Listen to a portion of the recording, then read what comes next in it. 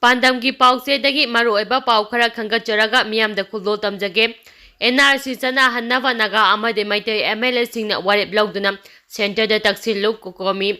India lengaka Kuki MLA singna chatnariba suspension of operation chu lauthoknaba warep law. NRC implementation taungnaba assembly mifom da naga amade maitai MLA singna achepa warep lauduna center da taksillu haina coordinating committee on Manipur integrity kokomi na phongdorakli. Lamfepata Labour Kokomegi Loisangda ngasi pangmisinga unaba amada Kokomegi coordinator Somandro Thoksom na hai Puari nainaduna yenglubada Aikoi Marcel nungsinadaba amadi famunavagi lamdam asigi miyamna tangka kayada khodongthiba kaya mayoknaduna lakli Masiduna tanai state asigi hauzik oireba fibam asida miyamgi hak sinnakhiba miyusingna amata oina lafom thopa thaudang loroktabadagi iraibak iramdam ningba nahasingna kanglada miyusingbo wasa hanba haibasi malemgi puwarida leharogadaba amani maramasina tha asigi kungini fandagi haugadoriba Manipur Legislative Assembly mifamda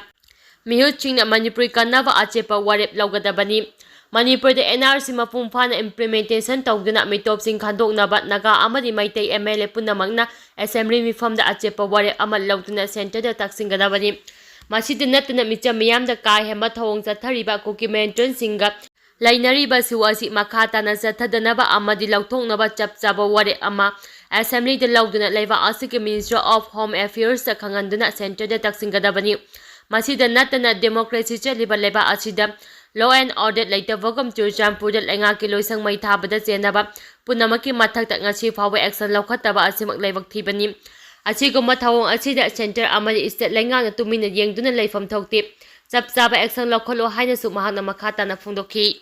Irang Asiki Zapzaba Warison Purang Nava Assembly Mifam na Warip Laugadabani, CPI. Mamang Zaigi me ahum dagi tolaki ba Irang Asiki Zapzaba Warison Purang Naba. Warep amatha asigi kungini fanagi famba haugadariba state assembly ki mifam laugadabani haina CPI Manipur State Council maikai akanba wafam thamlakli ngasi council asina senduna rupa mahan tax ta laiba iraba babanda pangthokiba paugi mifam amada CPI gi state secretary and thoilena mifam asida Kuki MLA tara saruk yahangadabani lonina irang asigi chapchaba tangdu laitaba warosim purapa amadi wahan tholaiba mifam ohengadabani Panggodariba mifam asida hauzik fawbada state asida lairiba irang asigi matangda transparent oina miyamda khanganbasu laite laikhai taba wafam amata phongdokpasu laite center amasu Manipur jab manaba lengak lai haiduna tawningbada tawbagi mamitai masina state asibu laibak laitabugumna tawba laitabugum chu phibam amada thamli state asida BJP lairabasu MLA taragi mathakta action lawbasu laite Shu taunariba kukila lawbasing asi niyam chumna su ground rule ngakna lehanaba thabak paikhatpa su laite karigumbada masing amloidaba lairabadi su chatnabagi mathau tadre maram asina su makhata na chatharaganu democracy chapaleba amada mikhala haibasi yamna maru oi adubu irang asigi matangda mikhal pangthokpa haibasi free and fair oiba mikhal oiba ngamloi maram asina state asida lairiba irang asi mapung phana loisinduna Ingtapa mahausagi punsida hanjinba Manipur ama oidriba faba Lok Sabha gi mikhal matam yaithou natrabadi mikhal pangthoktanaba makhal makha kayagi khongjang changsingani haiki paugi mifam aduda CPI gi former state secretary L Sotin Kumar na hai state asida yamna sathiba akibagi masak oiraba phibam kaya center na trade tawbagi sang asi yamna henjilagi Churchampur district headquarter mini secretariat yauna SP gi office mai thaba Leba asigi masu ahumgi firal singthavada karigumba action amata lawba laite masi yamna laibak thibani Manipur thugainaba honariba MLA tara tanthongnaba state assembly na warep lawgadabani center na Kuki MLA sing sawgatli masigi khudam handakta Lok Sabha mikhalga mari lainana MLA tara Delhi da kaugna wa khanaba Kampopida Nerodia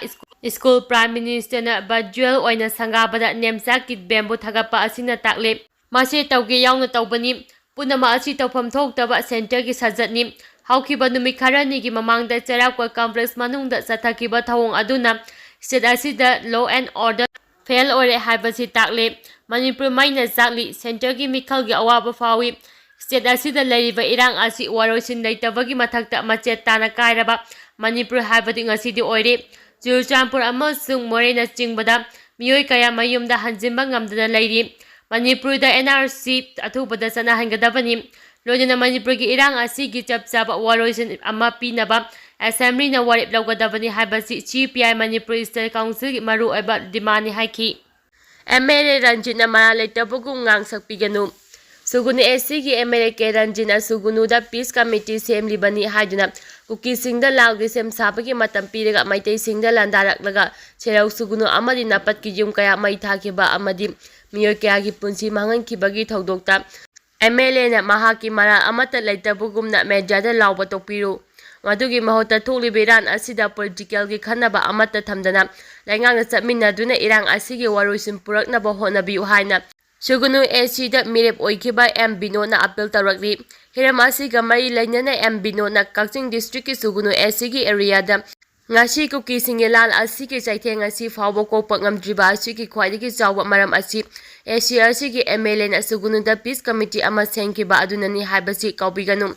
ꯀꯔꯤꯒꯨꯝꯕ ꯃꯃꯥꯡ ꯆꯍꯤꯒꯤ ꯃꯦ 4ꯗꯒꯤ MLAꯅ ꯁꯦꯝꯈꯤꯕ piece committee ꯑꯗꯨ ꯂꯩꯔꯝꯗꯕ ꯇꯥꯔꯕꯗꯤ ꯁꯨꯒꯨꯅꯨ ꯑꯦꯔꯤꯌꯥꯗ ꯈꯪꯍꯧꯗꯅ ꯃꯁꯤꯡ ꯍꯦꯟꯒꯠꯂꯛꯂꯕ ꯂꯩꯁꯤꯟꯈꯤꯕ ꯀꯨꯀꯤꯁꯤꯡꯅ ꯂꯥꯜ ꯑꯁꯤꯒꯤ ꯁꯦꯝ ꯁꯥꯕ ꯉꯝꯂꯝꯗꯅ ꯃꯄꯨꯡ ꯐꯥꯅ ꯇꯛꯊꯣꯛꯂꯝꯕ ꯌꯥꯏ꯫ ꯑꯗꯨꯕꯨ MLAꯒꯤ ꯄꯤꯁ ꯀꯃꯤꯇꯤ ꯑꯗꯨꯅ ꯀꯨꯀꯤꯁꯤꯡꯕꯨ ꯉꯥꯛꯇꯨꯅ ꯊꯝꯈꯤꯕꯒꯤ ꯃꯍꯩꯅ ꯁꯦꯔꯧ ꯁꯨꯒꯨꯅꯨ ꯑꯃꯗꯤ ꯅꯥꯄꯠꯀꯤ ꯌꯨꯝ ꯀꯌꯥ ꯃꯩ ꯊꯥꯍꯟꯈꯤꯕ ꯑꯃꯗꯤ ꯃꯤꯑꯣꯏ ꯀꯌꯥꯒꯤ ꯄꯨꯟꯁꯤ ꯃꯥꯡꯍꯟꯈꯤꯕꯅꯤ꯫ ꯂꯣꯏꯅꯅ ꯍꯧꯖꯤꯛꯁꯨ ꯀꯨꯀꯤꯁꯤꯡꯅ ꯃꯥꯡꯖꯧꯅꯅ ꯁꯦꯝ ꯁꯥꯈꯤꯕ ꯑꯁꯤꯅ ꯂꯥꯛꯁꯤꯟꯕ ꯉꯝꯗꯕꯅꯤ꯫ ꯃꯔꯝ ꯑꯁꯤꯅ ꯍꯤꯔꯝ ꯑꯁꯤꯗ MLAꯒꯤ ꯂꯩꯔꯤꯕ ꯑꯁꯣꯏꯕ ꯀꯌꯥ ꯑꯁꯤꯕꯨ ꯀꯨꯞꯁꯤꯟꯅꯕ ꯍꯣꯠꯅꯕꯗ ꯃꯦꯗꯤꯌꯥꯗ ꯃꯍꯥꯛ ꯑꯁꯤ ꯃꯔꯥꯜ ꯂꯩꯇꯦ, ꯂꯩꯉꯥꯛꯅ ꯁꯣꯏꯕꯗꯒꯤ ꯁꯨꯒꯨꯅꯨꯗ ꯃꯩ ꯆꯥꯛꯄꯅꯤ ꯍꯥꯏꯗꯨꯅ ꯂꯥꯎꯗꯨꯅ ꯂꯩꯕ ꯑꯁꯤ ꯇꯧꯕꯤꯒꯅꯨ꯫ ꯂꯥꯟ ꯃꯅꯨꯡ ꯑꯁꯤꯗ ꯔꯨꯂꯤꯡ ꯑꯣꯄꯣꯖꯤꯁꯟ ꯈꯥꯏꯗꯅ ꯂꯩꯉꯥꯛꯅ ꯄꯨꯟꯅ ꯆꯠꯃꯤꯟꯅꯗꯨꯅ ꯊꯕꯛ ꯇꯧꯕꯤꯌꯨ ꯍꯥꯏꯈꯤ꯫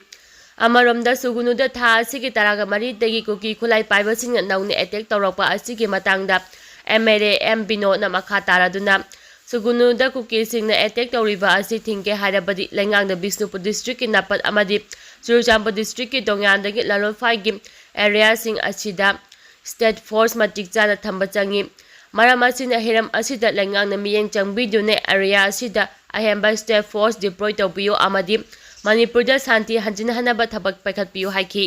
ꯃꯣꯔꯦꯗ ꯕꯣꯝ ꯄꯣꯈꯥꯏꯍꯟꯈ꯭ꯔꯦ꯫ ꯏꯟꯗꯣ-ꯃ꯭ꯌꯥꯟꯃꯥꯔ ꯕꯣꯔꯗꯔ ꯇꯥꯎꯟ ꯃꯣꯔꯦꯒꯤ ꯃꯐꯝ ꯑꯅꯤꯗ ꯄꯣꯈꯥꯏꯍꯧꯗꯕ ꯕꯣꯝ 4 ꯑꯁꯣꯏ ꯑꯉꯥꯝ ꯌꯥꯎꯗꯅ ꯃꯊꯪ ꯄꯣꯈꯥꯏꯍꯟꯈ꯭ꯔꯦ ꯍꯥꯏꯔꯤ꯫ ꯉꯁꯤ ꯕꯣꯔꯗꯔ ꯇꯥꯎꯟ ꯃꯣꯔꯦꯒꯤ ꯃꯅꯨꯡ ꯆꯟꯅ ꯂꯩꯕ ꯃꯐꯝ ꯈꯔꯗ ꯃꯉꯥꯁꯨꯕ ꯑꯁꯥꯝ ꯔꯥꯏꯐꯜꯁꯀꯤ ꯄꯥꯔꯁꯣꯅꯦꯜꯁꯤꯡꯅ ꯊꯤꯕ ꯍꯨꯝꯕ ꯆꯠꯊꯕꯗ ꯄꯣꯈꯥꯏꯍꯧꯗꯕ ꯕꯣꯝ 4 ꯐꯪꯕ ꯉꯝꯈꯤꯕꯒ ꯂꯣꯏꯅꯅ ꯉꯁꯤ ꯅꯨꯡꯊꯤꯜ 5ꯁꯨꯕ ARꯒꯤ ꯕꯣꯝ ꯑꯦꯛꯁꯄꯔꯠꯀꯤ ꯇꯤꯝ ꯑꯃꯅ ꯑꯁꯣꯏ ꯑꯉꯥꯝ ꯌꯥꯎꯗꯅ ꯃꯣꯔꯦ ꯀꯩꯊꯦꯜꯒꯤ ꯃꯌꯣꯜ NH 102ꯒꯤ ꯃꯅꯥꯛ ST ꯖꯣꯔꯖ ꯍꯥꯏ ꯁ꯭ꯀꯨꯜ ꯆꯪꯐꯝ ꯒꯦꯠꯀꯤ ꯀꯥꯆꯤꯟꯗ ꯕꯣꯝ 2 ꯄꯣꯈꯥꯏꯍꯟꯈꯤ꯫ ꯑꯗꯨꯒ ꯅꯨꯡꯊꯤꯜ ꯄꯨꯡ 2:38 ꯑꯃꯗꯤ ꯄꯨꯡ 2:83 ꯔꯣꯝ ꯇꯥꯔꯛꯄꯗ ꯃꯣꯔꯦꯒꯤ ꯃꯅꯨꯡ ꯆꯟꯅ ꯂꯩꯕ ꯃꯣꯔꯅꯣꯝ ꯕꯦꯡꯗ ꯕꯣꯝ 2 ꯃꯊꯪ ꯑꯁꯣꯏ ꯑꯉꯥꯝ ꯌꯥꯎꯗꯅ ꯄꯣꯈꯥꯏꯍꯟꯈꯤ ꯍꯥꯏꯔꯤ꯫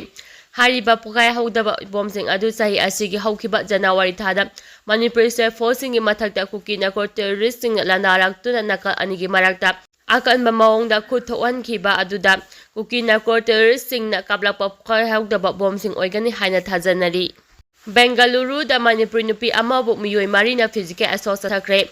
ꯍꯧꯈꯤꯕ ꯊꯥꯡꯖ ꯅꯨꯃꯤꯠꯀꯤ ꯅꯨꯃꯤꯗꯥꯡ ꯕꯦꯡꯒꯂꯨꯔꯨꯒꯤ ꯀꯣꯂꯃꯪꯒꯂꯥꯒꯤ ꯊꯪꯅꯅ ꯂꯩꯕ ꯄꯥꯁꯄꯣꯔꯠ ꯑꯣꯐꯤꯁ ꯃꯅꯥꯛꯇ ꯃꯁꯥꯒꯤ ꯆꯍꯤ 25 ꯁꯨꯔꯕꯤ ꯃꯅꯤꯄꯨꯔꯤ ꯅꯨꯄꯤ ꯑꯃꯕꯨ ꯆꯍꯤ 13ꯇꯒꯤ 18 ꯐꯥꯎꯕꯒꯤ ꯃꯅꯨꯡꯗ ꯂꯩꯕ ꯅꯨꯄꯥꯃꯆꯥ 4ꯅ ꯃꯣꯂꯦꯁ ꯑꯃꯗꯤ ꯐꯤꯖꯤꯀꯦꯜ ꯑꯦꯁꯣꯜꯠ ꯆꯠꯊꯈ꯭ꯔꯦ꯫ ꯆꯦꯟꯅꯕ ꯅꯍꯥ 4 ꯄꯨꯂꯤꯁꯅ ꯐꯥꯔꯦ꯫ ꯑꯦꯖꯦꯟꯁꯤꯒꯤ ꯄꯥꯎꯅ ꯍꯥꯏ ꯍꯧꯈꯤꯕ ꯊꯥꯡꯖ ꯅꯨꯃꯤꯠꯀꯤ ꯅꯨꯃꯤꯗꯥꯡ ꯃꯅꯤꯄꯨꯔꯤ ꯅꯨꯄꯤ ꯂꯩꯅ ꯑꯁꯦꯡꯕ ꯃꯤꯡ ꯅꯠꯇꯦ ꯅ ꯅꯨꯄꯥ ꯃꯃꯥꯟꯅꯕ ꯑꯃꯒ ꯄꯨꯟꯅ ꯂꯥꯛꯄꯒꯤ ꯂꯝꯕꯤꯗ ꯆꯍꯤ 19ꯒꯤ ꯃꯈꯥꯗ ꯂꯩꯕ ꯅꯨꯄꯥ 4 ꯑꯗꯨꯅ ꯂꯩꯅꯥꯕꯨ ꯃꯣꯂꯦꯁ ꯇꯧꯕ ꯑꯃꯗꯤ ꯐꯤꯖꯤꯀꯦꯜ ꯑꯦꯁꯣꯜꯠ ꯆꯠꯊꯔꯛꯄꯗ ꯅꯠꯇꯅ ꯃꯍꯥꯛꯀ ꯂꯥꯛꯃꯤꯟꯅꯔꯤꯕ ꯅꯨꯄꯥ ꯑꯗꯨꯕꯨꯁꯨ ꯑꯦꯇꯦꯛ ꯇꯧꯔꯛꯈꯤ꯫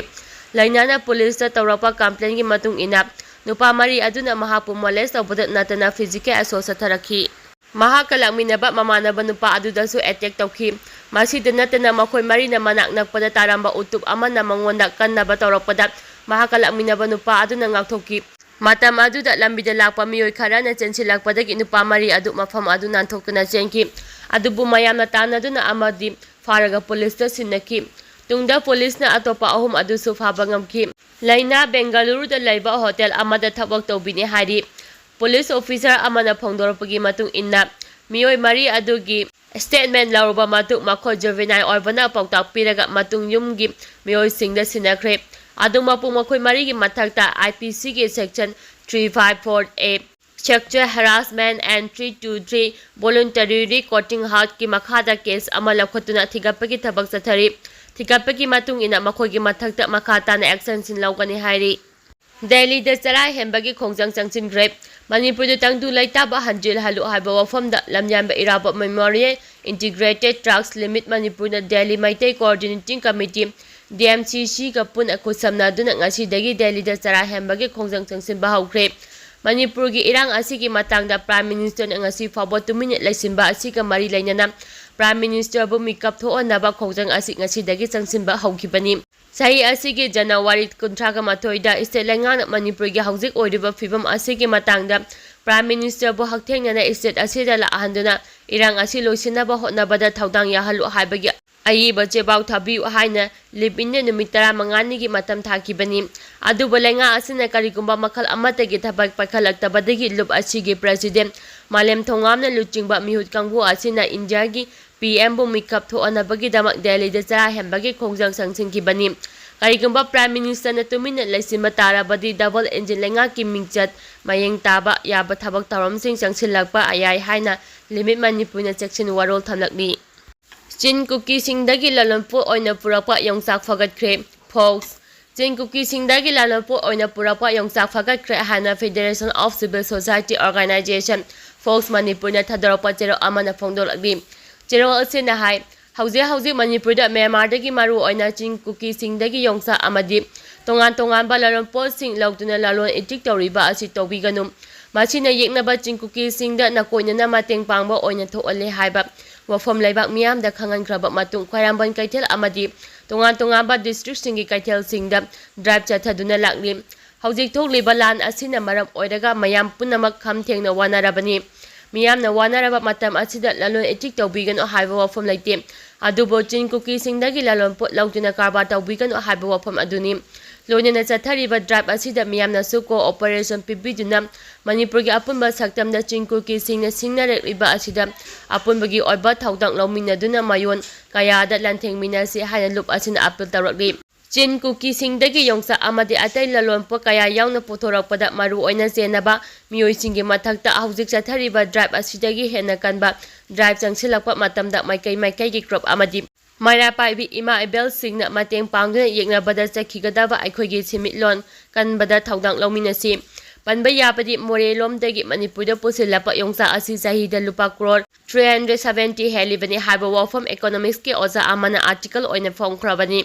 Yamlaba Manipur ge sel asi Myanmar romda chakhiba asi Yeknaba Chin Kuki Singi khuta yauduna makhoigi similon fahannaba Aikhoina chawna mateng pangwa oina thoale Maram aduna lamdam asigi yelawmi foru khudimakna Morelomdagi maru oiba Chin Kuki Singi lalon vote lauduna karba tawa khudakta tokpiyu hairi